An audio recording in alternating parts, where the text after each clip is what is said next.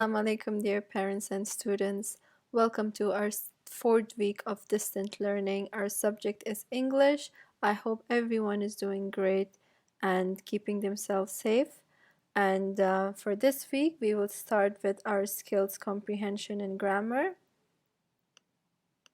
So our first skill, comprehension, we will cover story structure. Our learning intention is learners will be able to identify setting, characters, and plot of a story. So now let's go briefly and ask ourselves, did we take this before? And if we did, let's remind ourselves, what is a setting? What is a character? What is a plot of a story? I'm giving you 1 minute to think about it.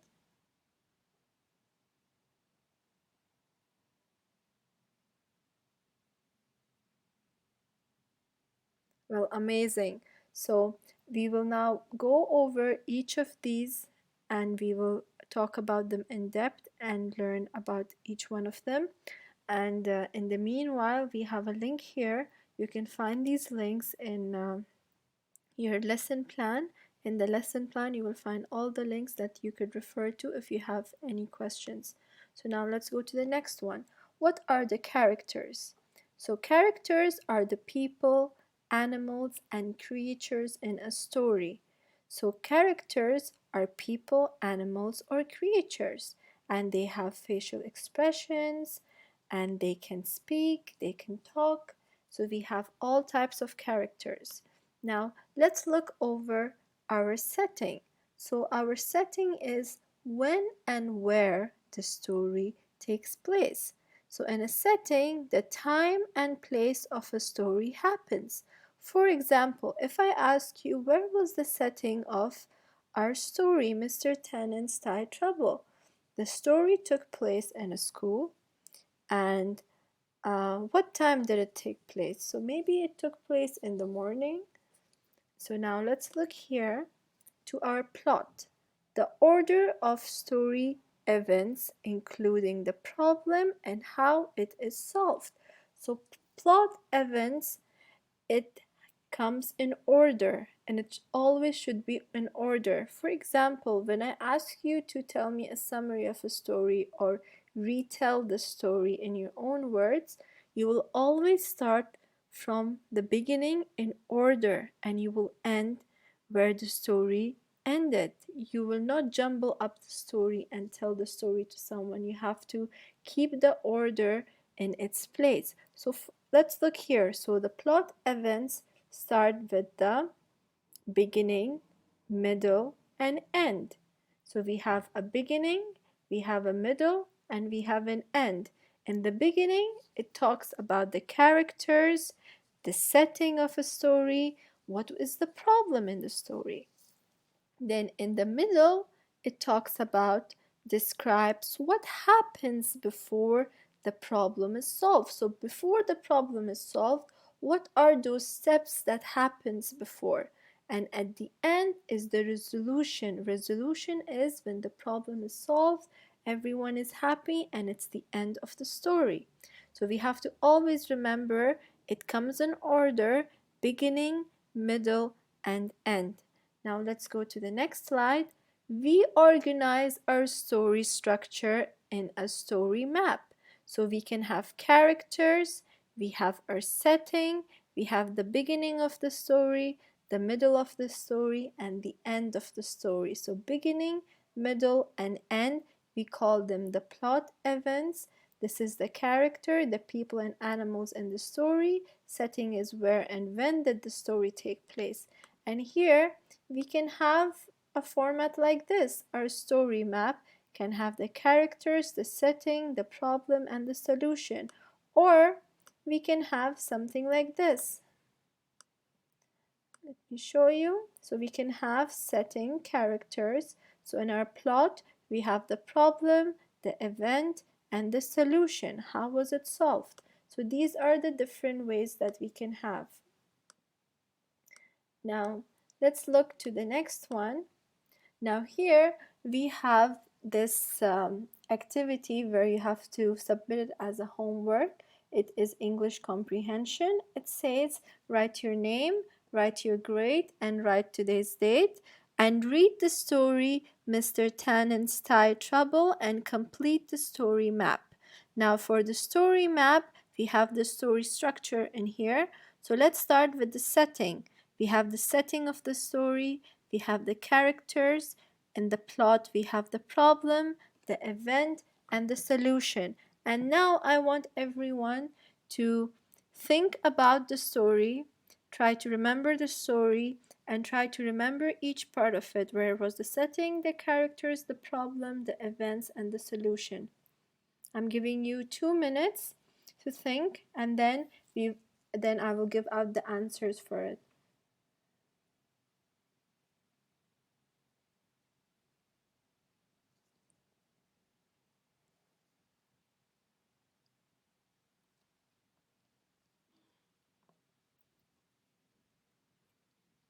Mashallah, amazing. So now let's look here. So the title of the story is Mr. Tanent's Tie Trouble. Let's look to our setting. The setting of the story was in a school, outside in a playground, and the characters were Mr. Tanent, who was the principal, there was Alex, there was Kylie, and there was Mr. Apple. And then for the plot, what happened, the problem, and the events and the solution. So in the beginning of the story, there was not enough money or fund to build the playground. This was the problem in the story. This was the first problem. And the events which come later on, Mr. Tenen, he decided that he's gonna sell his ties that he loves so much to get the money from them and to build the playground for the children. And the solution was that the playground was built, and Mr. Tenen, he got all his ties back, and he was really happy because he gave what he loved, and he gave what he loved to make the students happy, and then he got it back because people appreciated uh, his efforts. And at the end, what do we learn from this story? So if you give what you love, you always get back. Allah will always give you back when you give the things that you love is very close to your heart. So now you can give the feedback. How was it? And then we go to the next skill, which is the grammar, adverbs. So our learning intention is I can identify and use adverbs in a sentence. So the same thing here, we have our links. You can find it in our lesson plan. You can check the links to understand much better. We have videos to help you out. So now let's look here. What is an adverb? An adverb describes a verb. So we have a verb. An adverb, it describes the verb. How is the verb? Adverb can tell about when, where, how, in what matter, and to what extent something happens. So for example, there is a boy, he ran. Now I will ask you, when did he run? Right? He ran yesterday. Where did he run? He ran here. How did he run? He ran quickly. In what manner? How? In what manner? He ran barefoot. He was not wearing shoes. To what extent he was running? He ran fastest from everyone else, right?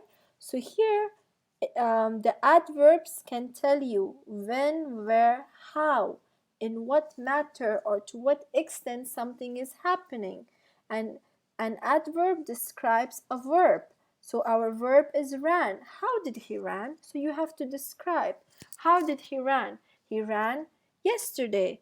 He ran here. He ran quickly. He ran barefoot. He ran fastest. So you are telling how exactly it is happening. So now let's look here. Adverbs that tell how. An adverb describes a verb. Adverbs can tell about how something is done. How is it done? So you have to describe how adverbs can tell about how something is done. So now let's look here. He lined up. How did he line up? He lined up quickly. We got off the bus. How did you get off the bus? We got off the bus slowly. I can say he wrote nicely. She ate quietly. The bird sang loudly.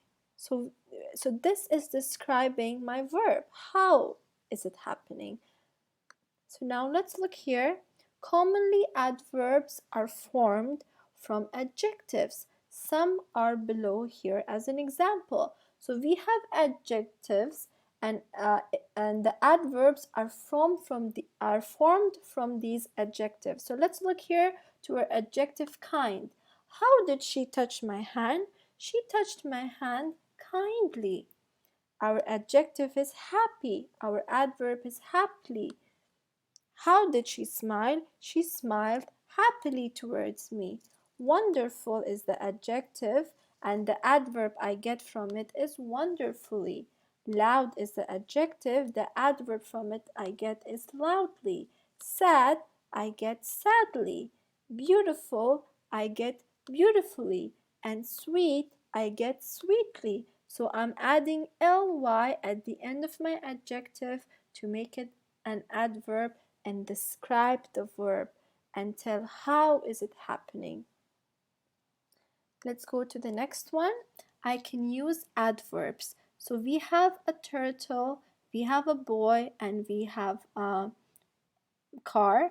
So we have the adverbs here: slowly, carefully, quickly. So finish each sentence, use the word bang, rewrite the sentence. The turtle walks slowly. So here I'm going to write in the blank slowly, and I will take the sentence and I'm going to write it again on these 3 lines, following the lines and writing in a clean handwriting, starting with capital letter, finger space in between the words, and full stop at the end. So the same thing, the car races quickly and the boy pours carefully. And then you can give feedback. These ones are optional. I can write with adverbs. So here we have given you the verb and the adverb, and you have to write a sentence using them. So let me take one of them and give you an example. For example, she whispered into my ears softly. So here, whisper and softly. So here, then you can give the feedback. You can write here following the 3 lines and following the 5 stars of writing, and this activity is also optional.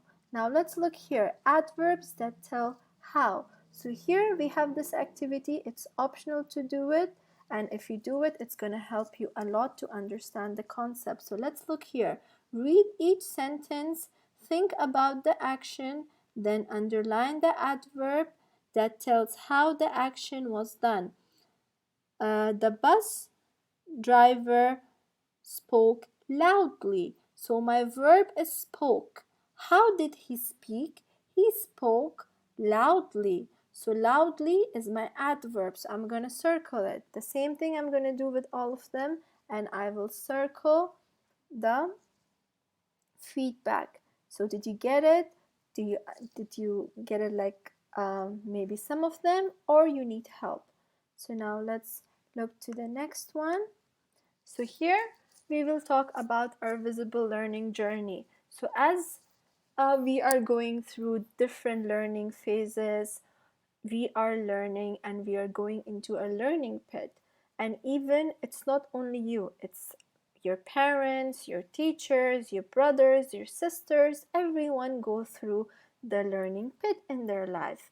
And whenever we are learning something new, we will find it difficult in the beginning. We will feel lost, we will feel worried and anxious, and we will maybe sometimes feel ashamed that I cannot do it. I can see others doing it nicely. Why not me?